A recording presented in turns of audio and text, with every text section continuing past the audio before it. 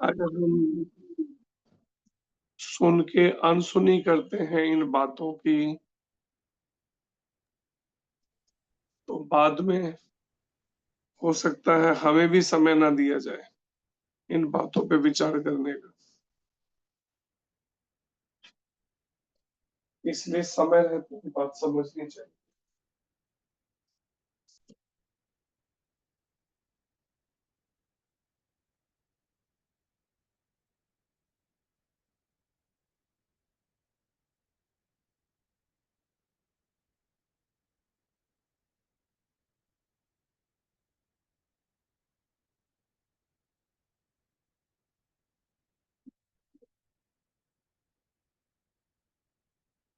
ऐसी स्थिति में वहां का वातावरण ही एक अलग बना हुआ।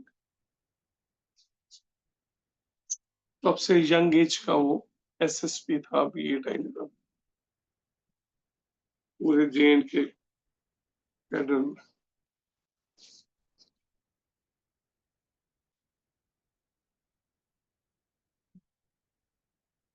इसलिए सभी को विचार करना चाहिए इस बात पे।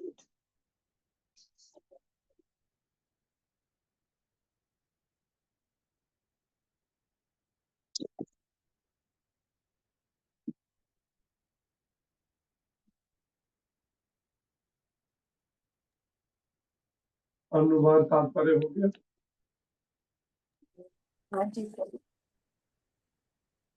एक्चुअली प्रभु जी 23 नंबर श्लोक भी थोड़ा आपके मुख से सुनना है। 23 और 24 अभी चल रहा था। कौन सा श्लोक किया है आप में से कोई? आज प्रभु जी 24 किया है, बाकी 23 भी बाकी है, आपसे नहीं सुना हमने।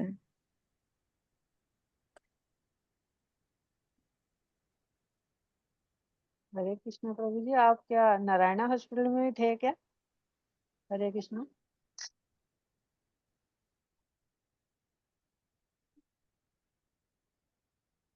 हरे कृष्णा प्रभु जी, आप नारायणा हॉस्पिटल में थे क्या?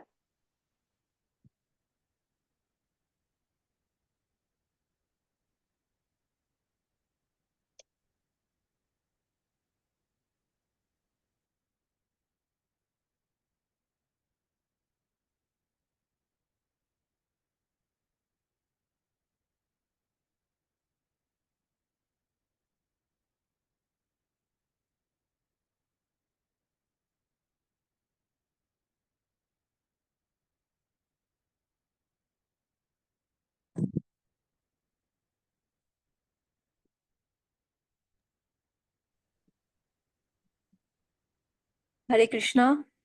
जी प्रभु जी, आवाज आ रही है? हरि बोल। कोई और बोल के बोले प्रभु जी को कि 23 24 नंबर बाकी है।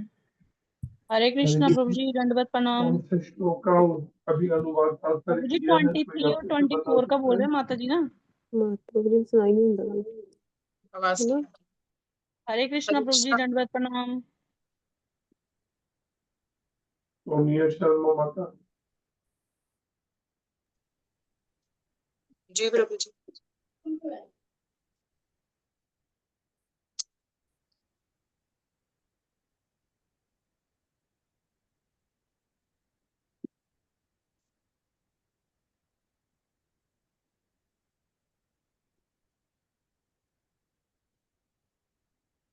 आपकी आवाज नहीं आ रही है। अब प्रभु जी रिजॉइन करें, प्लीज आप रिजॉइन कर सकते हैं।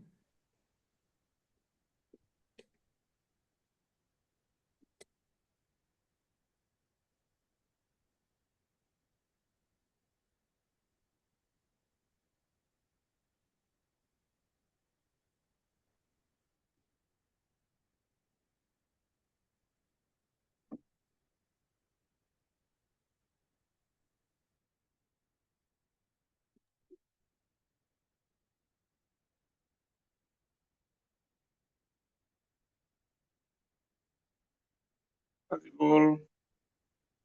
हरे कृष्णा। जी प्रभु जी, अब आवाज आ रही है? श्लोक संख्या बताएंगे जो अभी किया हाँ जी। अनुवाद। हाँ जी प्रभु जी, 16.23 24 चल रहा है, 23 भी बाकी है आपके मुख से सुनना, और 24 अभी चल रहा था।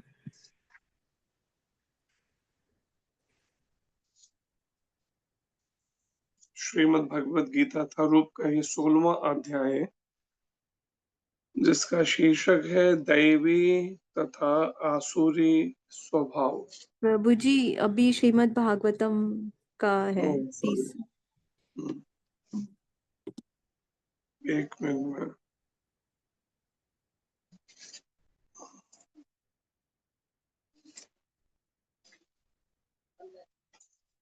तीसरा अध्याय और श्लोक नंबर 24। असल में हम अभी सुबह सुबह फिर दोबारा जम्मू से आना पड़ा, उस सारे ग्रंथ जो है उसमें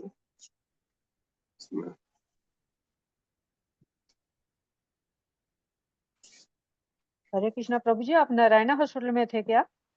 हरे हाँ कृष्णा। जी, नारायणा हॉस्पिटल में एडमिट किए हो ना वहां पर। प्रभु जी का क्या हाल है? सरमे प्रभु का क्या हाल है? वो ठीक है अभी? नहीं, अभी भी क्रिटिकल ही है कुछ।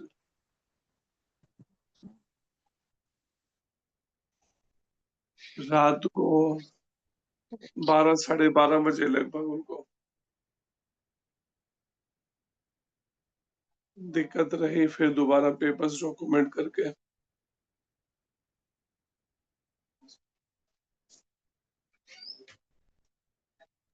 हरे कृष्णा प्रभु जी सार्वभौम प्रभु जी आईसीयू में है। हाँ जी, कल से है। फर्स्ट डे से आईसीयू में ही उन्हें रखा गया कल से। अल्टरनेट हो रहे हैं तो। प्रभु जी उनको कॉम्प्लिकेशंस किसकी है? अनकॉन्शियस है वो, कहते हैं कल रात से अनकॉन्शियस है। थोड़ी देर शाम को इवनिंग में होश आया था, बात की मैंने उनसे, पहचाना, लेकिन फिर दोबारा उसी स्थिति में। तो किडनी का है प्रॉब्लम। जी डॉक्टर्स क्या कह रहे हैं प्रभु जी? क्रॉनिक, वो कहते हैं कि लगभग ऐसा लग रहा है 2 साल से, मतलब ऐसा कुछ प्रॉब्लम नहीं रही हुई है ज्यादा। था तो 15-20 साल से उनको शुगर तो थी, जी शुगर और बीपी लेकिन दोनों ही था उनको। तो अभी जाके एक तरह की केस काफी ज्यादा बिगड़ गया, तब जाके वो ये बात वही है उनको। जैसा भी वो ट्रीटमेंट पहले कराते रहे होंगे या जो रहा, लेकिन अब जी प्रॉब्लम जब गिर ज्यादा गए। होने लगी तब अब हॉस्पिटलाइज करना पड़ा उन्हें।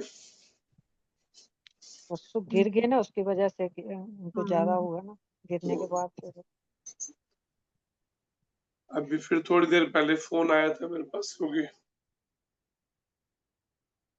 तो कुछ ब्लीडिंग हुई है जिस कारण से कल रात से तो वेंटिलेटर पे ही है, कल से मिडनाइट से।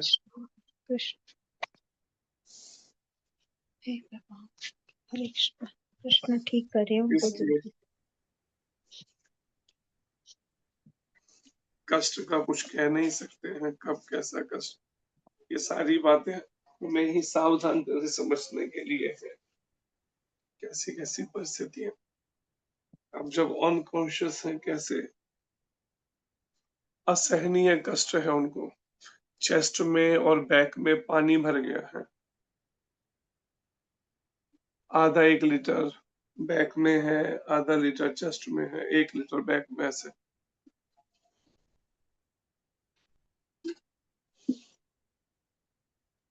क्रिटिकल है इसका मतलब।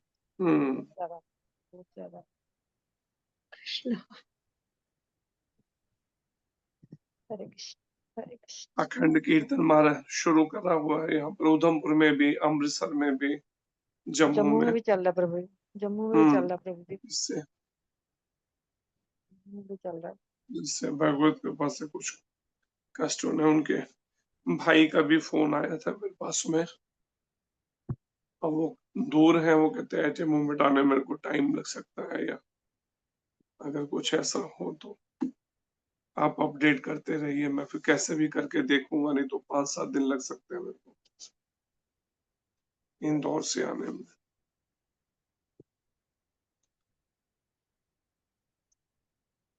हरे कृष्ण। सभी भगवान से प्रार्थना कर सकते हैं ऐसे इनके कष्ट में हुए इस कष्ट से निकल सके। उसी के लिए महाराज जी का सुबह फोन आया तो हम फिर दोबारा जम्मू से उधमपुर के लिए आए, अखंड कीर्तन स्टार्ट कर रहे हैं।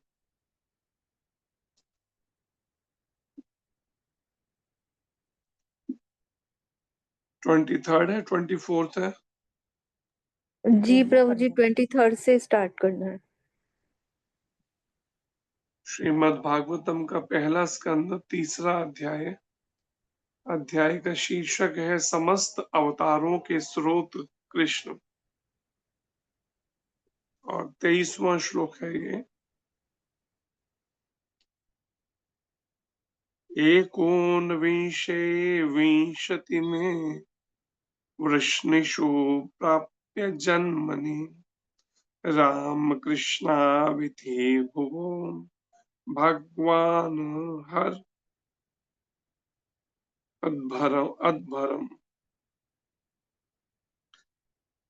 19वें तथा 20वें अवतारों में भगवान वृष्णि वंश में यदुकुल में भगवान बलराम तथा भगवान कृष्ण के रूप में अवतरित हुए, और इस तरह उन्होंने संसार के भार को दूर किया। तात्पर्य में श्रील प्रभुपाद जी कहते हैं, इस श्लोक में भगवान शब्द का विशिष्ट उल्लेख यह संकेत है कि बलराम तथा कृष्ण भगवान के आदि रूप हैं। इसकी अधिक व्याख्या आगे की जाएगी। जैसा कि हम इस अध्याय के प्रारंभ में देख चुके हैं, भगवान कृष्ण पुरुष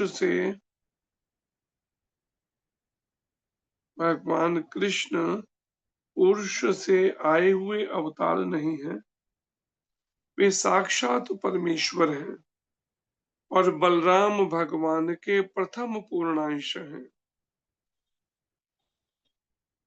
और बलराम भगवान के प्रथम पूर्णांश हैं। बलदेव से आगे पूर्णांशों की श्रृंखला का इस प्रकार से विस्तार है। बलदेव भगवान तो है ही, बलराम जी पूर्णांश। इसके अलावा है वासुदेव, संकर्षण, अनिरुद्ध तथा प्रद्युम्न। ये सब पूर्णांश हैं। भगवान श्री कृष्ण वासुदेव हैं और बलदेव संकर्षण हैं। तो यहाँ पर श्रील सूत गोस्वामी जी 19वें और 20वें अवतारों का, जो कि भगवान वृष्णि वंश में, या फिर दूसरा नाम जिन्हें यदुकुल में, यदुवंशियों के कुल में भगवान बलराम जी 19वें और भगवान कृष्ण 20वें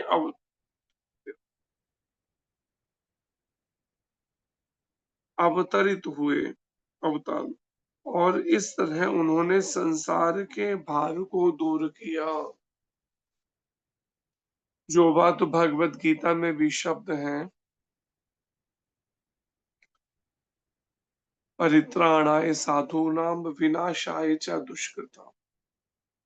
दुष्टों के संहार के लिए और साधु पुरुषों की रक्षा के लिए भगवान ने अवतार लिए। लेकिन प्रभुपाद जी तात्पर्य में कहते हैं कि भगवान कृष्ण पुरुष अवतारों में से नहीं है। पुरुष अवतार का मतलब क्या है? कि जो भगवान के 3 पुरुष अवतार हुए। प्रथम पुरुष अवतार कारणोदकशाही विष्णु या महाविष्णु। दूसरे पुरुष अवतार गर्भोदकशाही विष्णु। तीसरे पुरुष अवतार क्षीरोदकशाही विष्णु। लेकिन श्री कृष्ण भगवान इन तीनों पुरुष अवतारों में से नहीं है, बल्कि प्रभुपाद जी कहते हैं वे आदि रूप है भगवान के। आदि रूप का मतलब जिनसे सारे अन्य अवतार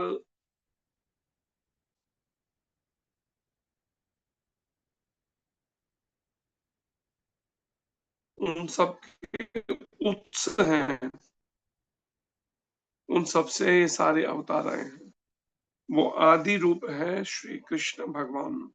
और उनके फिर पूर्णांशों का जब वर्णन देखें तो प्रभुपाद जी कहते हैं पूर्णांशों में सबसे पहले हैं बलराम भगवान। उसके बाद अगर पूर्णांशों में कोई आते हैं तो वो है भगवान वासुदेव, भगवान संकर्षण, भगवान अनिरुद्ध और भगवान प्रद्युम्न। ये है पूर्णांश। लेकिन आखिर में प्रभुपाद जी कहते हैं भगवान श्री कृष्ण वासुदेव हैं और बलदेव संकर्षण है। तो इनमें जो वासुदेव है स्वयं श्री कृष्ण ही हैं वासुदेव।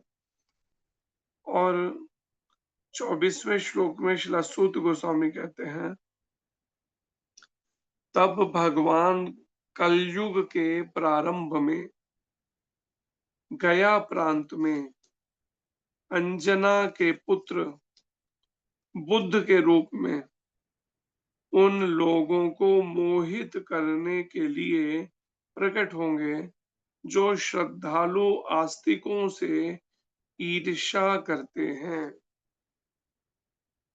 अब यहाँ पर आप देखें तो यहाँ पर क्या है वर्णन की प्रकट होंगे, अर्थात भगवान के प्रकट होने से पहले ही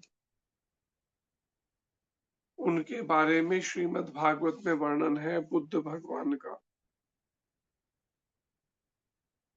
और कहाँ पर प्रकट होंगे?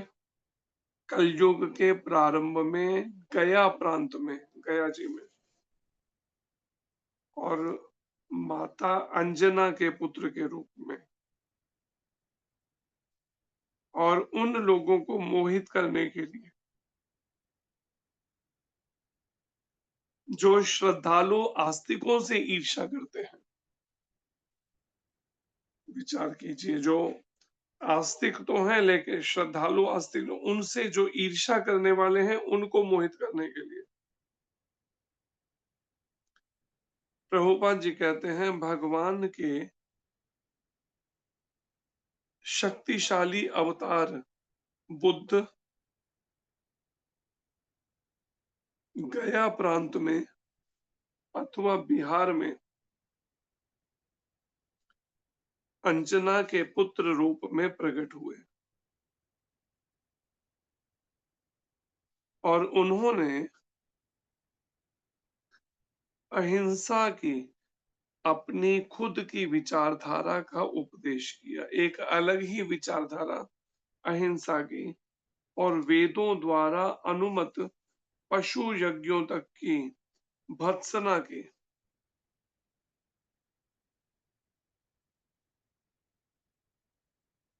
कि जहां पर पशुओं का वध होता हो जिन यज्ञों में, उसके लिए मना किया उन्होंने, भत्सना की। जिस समय भगवान बुद्ध प्रकट हुए तब जन सामान्य नास्तिक था। आज से लगभग 2500 वर्ष पहले की यह घटना, 2500-2600 वर्ष के बीच। और जन सामान्य तब नास्तिक था जब भगवान बुद्ध प्रकट हुए। पशु मांस को सर्वोपरि स्थान देने लगा था। सर्वोपरि स्थान किसका था? पशुओं के मांस का। वैदिक यज्ञों के बहाने पराया प्रत्येक स्थान कसाई घर में बदल गया था। सोचिए, जैसे अभी हालात धीरे धीरे बढ़ रहे हैं जिस तरह, उस समय हालात ये बन चुके थे सब जगह जहां भी नजर उठाए केवल कसाई घर। आज श्रीनगर कश्मीर में जाइए तो आपको हर दूसरी चौथी दुकान आपको दिखेगी जहां पे मांस बिक रहा है। आप केरला में जाइए तो हर दूसरी चौथी दुकान में खुलेआम गाय का मांस बिक रहा है केरला के अंदर। वही हालात प्रभुपाद जी कहते हैं उस समय बन गए थे कि वैदिक यज्ञों का बहाना करना और प्राय प्रत्येक स्थान कसाई घर में बदल गया था और बेरोक टोक पशु वध किया जाता था, बिना रोक टोक के पशुओं का वध किया जाता था। भगवान बुद्ध ने दीन पशुओं पर दया करके अहिंसा का उपदेश किया। भगवान बुद्ध को दया आई इन पशुओं के वध को देखकर, जिस तरह से लोग अपनी जीभ के स्वाद के लिए मांस खाना और नाम अगर उन्हें मना किया जाए तो नाम लेना यज्ञ की तरह, यज्ञ में बलि चढ़ाने का बहाना करना, जैसे आज भी खूब जगह पे है ये कि हम तो कुल देवताओं को भोग लगाते हैं, हम तो कुल देवता को आगे प्रसाद खाते हैं, हम मांस नहीं खाते, हम तो प्रसाद खाते हैं कुल देवता। मेरा प्रश्न है उनको, क्या कुल देवताओं को हलवा पूड़ी नहीं पचती क्या, कि केवल मांस ही पचता है? ये कौन से शास्त्र में लिखा है कुल देवताओं को अपनी जीभ के स्वाद के लिए खाना और नाम कुल देवताओं का ऐसा पट्टा डाल के रखना जैसे हलवा पूड़ी खीर उनको बिल्कुल उन्होंने मना कर दिया है। कैसे हम अपने इस मैले मन के उसको कैसे हम कुल देवताओं पे डाल के हम बात करते हैं। यही परिस्थिति उस समय इस हद तक बढ़ चुकी थी। तब भगवान बुद्ध ने दीन पशुओं पर दया करके अहिंसा का उपदेश किया। उन्होंने कहा कि वे वैदिक नियमों में विश्वास नहीं करते क्योंकि लोग इतना हद तक मूर्ख बन चुके थे, उनको समझाना मुश्किल हो रहा था भगवान बुद्ध को। जब उनको समझाने लगो वो क्या वेदों का नाम लेने लगते थे, वेदों में लिखा है बलि पर, तब कहना पड़ा भगवान बुद्ध को। प्रभुपाद जी कहते हैं कि तुम वैदिक नियमों पर विश्वास मत करो। मजबूर होकर ये कहना पड़ा स्वयं भगवान कृष्ण के अवतार भगवान बुद्ध को। परिणाम क्या हुआ? जब भगवान बुद्ध ने कहा वेदों को मत मानो, परिणाम क्या हुआ? संसार हईला नास्तिका, सारा संसार नास्तिक बन गया, लेकिन बुद्ध भगवान का भक्त बन गया। उन्होंने पशु वध के कारण होने वाले मनोवैज्ञानिक दुष्प्रभावों पर बल दिया कि मन पर वैज्ञानिक रूप से कैसा दुष्प्रभाव पड़ता है पशु वध के कारण से। कलयुग के उन अल्पज्ञ व्यक्तियों ने, ऐसे जिनकी कम बुद्धि है कलयुग में, जो ईश्वर में विश्वास नहीं करते थे, उनके सिद्धांत का पालन किया बुद्ध भगवान के। जो ईश्वर में विश्वास नहीं करते थे वो बुद्ध भगवान के अनुयायी बन गए और वे कुछ काल तक नैतिक अनुशासन तथा अहिंसा की शिक्षा पाते रहे। एक नैतिक रूप से अनुशासन का पालन करना और अहिंसक होना, जो ईश साक्षात्कार के पथ पर अग्रसर होने का प्राथमिक कदम है, सबसे पहली सीढ़ी है। जब सब मांसाहारी बन गए तो फिर दोबारा से बुद्ध भगवान को पहली सीढ़ी से उठाना पड़ा। अब पहली सीढ़ी वालों को, बिल्कुल प्राइमरी के बच्चे को अब वेद थोड़ी पढ़ा सकते हो, फिर दोबारा एक नए तरीके से पढ़ाना पड़ा उनको। और उसमें क्या पढ़ाया? बुद्ध भगवान ने शुरुआत में पहले अनुशासन में रहना सिखाया, कैसे बच्चों अनुशासन में रहना चाहिए, जैसे प्राइमरी के बच्चों को सिखाते हैं स्कूल में टीचर्स। पहले अनुशासन, कैसे बैठना है, कैसे उठना है, कैसे बात, हर एक शिष्टाचार। तो वेदों को ना मान कर अभी वैदिक ज्ञान को एक तरफ कर दिया। उन्होंने देखा ये सब गिर चुके हैं, पतित हो चुके हैं, इनके मन इतने मैले हो चुके हैं कि ये पशु मांस को वेदों का नाम दे रहे, तो उन्होंने वेदों को मानने से मना किया। उनको फिर दोबारा प्राइमरी से जैसे बच्चे को पढ़ाते हैं ऐसे अनुशासन और अहिंसा, नहीं चींटी नहीं मारते, नहीं ये नहीं मारते, ऐसे छोटी छोटी बातें फिर इसी तरह से इनको फिर शुरू किया दोबारा से बुद्ध भगवान ने पढ़ा। और जो अभी बिल्कुल प्राइमरी के थे, जो भगवान में मानते नहीं थे, बुद्ध भगवान के भक्त बन गए। वो ईश साक्षात्कार के पथ पर अग्रसर होने के लिए प्राथमिक कदम है ये, जो प्राइमरी की पढ़ाई, अनुशासन और अहिंसा। बुद्ध ने नास्तिकों को मोहित किया। जो नास्तिक लोग थे, बिल्कुल मानते ही नहीं थे ईश्वर में, उनको बुद्ध भगवान ने मोहित करके अपने पीछे चला लिया, अपने उस दिव्य उपदेश ज्ञान के द्वारा उनको मोहित किया। क्योंकि लेकिन उनका ज्ञान कैसा था? बुद्ध भगवान का एक तरह से वेदों के विरुद्ध था, एक तरह से कह लीजिए। वेदों से अलग था, हट गए, अपना ही एक अलग तरीका उनका, उस समय काल परिस्थिति में उन लोगों को मांसाहार से अलग करने के लिए उनको। तो बुद्ध ने नास्तिकों को मोहित किया, क्योंकि उनके ऐसे नास्तिक शिष्य ईश्वर में विश्वास नहीं करते थे, लेकिन वे उन बुद्ध में संपूर्ण श्रद्धा रखते थे। लेकिन बुद्ध भगवान ने पूरी श्रद्धा, ऐसे वेदों में नहीं मानना। इस तरह की एक अलग खड़ी हो गई पूरे, जो स्वयं भगवान के अवतार थे, बुद्ध भगवान के प्रति श्रद्धा। इस प्रकार श्रद्धा विहीन व्यक्तियों को, जिनके हृदय में श्रद्धा ही नहीं थी बिल्कुल, उनको भगवान बुद्ध के रूप में ईश्वर में विश्वास कराया गया। बुद्ध भगवान ने अपने उस अलग ही तरह के ज्ञान के द्वारा, फिलॉसफी, एक अलग ही फिलॉसफी दर्शन के द्वारा उनको अपनी ओर आकर्षित किया, विश्वास दिलाया। तो बुद्ध भगवान ने पक्की श्रद्धा उनकी, लेकिन वेदों में नहीं मानना। यह भगवान बुद्ध की कृपा थी कि उन्होंने अश्रद्धालुओं को अपने प्रति श्रद्धालु बनाया, अश्रद्धालुओं को श्रद्धालु बनाया। आगे तात्पर्य कल प्रयास करेंगे, इसमें काफी लंबा है तात्पर्य वाला 24वें श्लोक का। लेकिन फिर लगभग 1700 साल पहले भगवान शंकराचार्य, शंकर भगवान आए शंकराचार्य के रूप में, और उन्होंने इस बौद्ध पंथ को भारत की सीमाओं से खदेड़ कर बाहर कर दिया, जो फिर वो तिब्बत है, China side, Japan side, Germany side या इधर की तरफ कर दिया, और भारत में फिर 4 मठ स्थापित किए, और दोबारा उनके माध्यम से वेदों का प्रचार शुरू किया भगवान शंकराचार्य जी ने।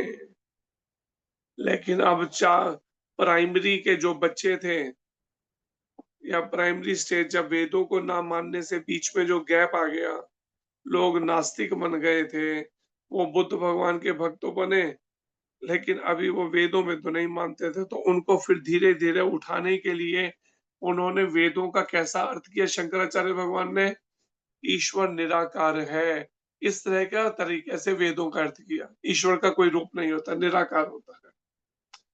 क्यों? क्योंकि एकदम जो रूप को मानना जो है, ये है पीएचडी वाली क्लास, इससे समझ के देखिए, भगवान के रूप को मानना। तो उन्होंने देखा ये तो अभी बिल्कुल नास्तिक टाइप के हैं, लेकिन केवल बुद्ध भगवान के और किसी पे विश्वास ही नहीं करते। ठीक है, उन्होंने मांसाहार कुछ टाइम के लिए बंद तो किया।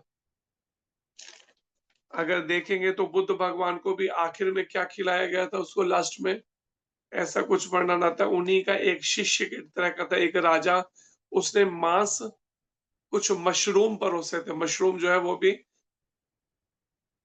तमोगुण में आता है, मार्जिस, उस तरह का वो परोसा गया था। तो बुद्ध भगवान ने थोड़ा सा उसे खा तो लिया, अपने उसके भावना रखने के लिए, क्योंकि भगवत इच्छा समझ कह लीजिए। लेकिन उसी समय बुद्ध भगवान ने कहा अपने उस शिष्य के रूप में, जो राजा था खिला रहा था, उसको कहा, देखो मेरे को तो तुमने ठीक है खिलाया, लेकिन मेरे शिष्यों को नहीं खिलाओ ये चीज। उस समय मना कर दिया मांस उससे, क्योंकि वो छिपा के खिलाया जा रहा था, ऊपर नहीं बताया नहीं गया था कि ये मांस परोसा जा रहा तरीके से।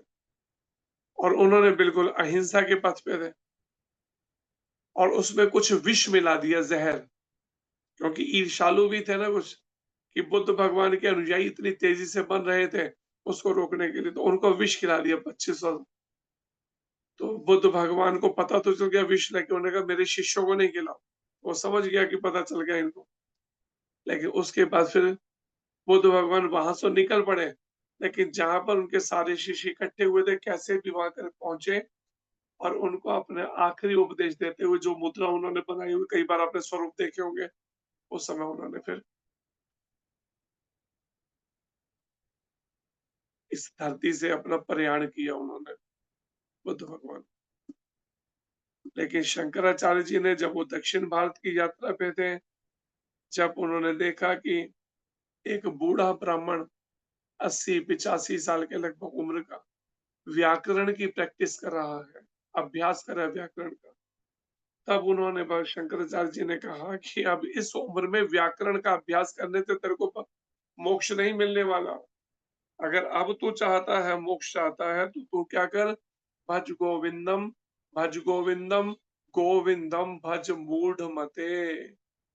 ए मूर्ख मन, तू अब गोविंद का भजन कर, गोविंद का भजन कर, गोविंद का ही भजन कर। क्यों भजन करे गोविंद का? क्योंकि शंकराचार्य जी कहते हैं पुनरपि जननम पुनरपि मरणम, बार बार तेरा जन्म हो रहा है, बार बार तेरी मृत्यु हो रही है। पुनरपि जननी जठरे शयनम, बार बार माता के जठराग्नि का गर्भ का तेरे को वो कष्ट सहना पड़ रहा है। यही संसारे बहु दुस्तारे, ऐसे कठिन इस संसार में जहाँ पे बार बार जन्म मृत्यु जरा व्याधि के कष्ट है, कलेश है अनेक तरह के, कृपा ही पारे पाही मुरारे। अगर तू कृपा लेना चाहता है ईश्वर की, तो मुरा राक्षस के विजेता मुरारी का भजन कर। कौन कह रहे हैं? वही शंकराचार्य जी जिन्होंने वेदों का निराकारवाद से अर्थ किया। लेकिन मुरारी का भजन बताने का मतलब उनको ऐसा नहीं कि उन्हें मालूम नहीं था साकारवाद का, लेकिन सामने जो स्टूडेंट्स थे वो सब के सब अभी प्राइमरी स्टेज वैसे ही थे, इसलिए उन्होंने यहाँ से शुरुआत करनी पड़ी निराकारवाद से वेदों के अर्थ की। प्राइमरी के ठीक अगली सेकेंडरी स्टेज के कह लीजिए। लेकिन उसके बाद में फिर जब चैतन्य महाप्रभु आए तो उन्होंने फिर उस पीएचडी वाली स्टेज का वो प्रचार किया साकारवाद का, कि भक्त जो है वो तीनों में विश्वास करता है। सूर्य की किरणें जहां से आ रही हैं वो सूर्य लोक, और फिर सूर्य लोक में सूर्य देवता को मानना ही पूर्ण मान जानना है। ऐसे ही वो भक्त जो है ये भी मानते हैं कि भगवान श्री कृष्ण अपनी अचिंत्य शक्ति के द्वारा ब्रह्म रूप में सारी सृष्टि में व्याप्त हैं, लेकिन परमात्मा रूप में सभी के हृदय में भी रहते हैं जो योगी इनका ध्यान करता है। लेकिन उनकी ओरिजिनल जो रूप है वो कौन है? ईश्वरः परम कृष्ण सर्व कारण कारणम, वो परम ईश्वर कृष्ण है जो सभी के कारण है।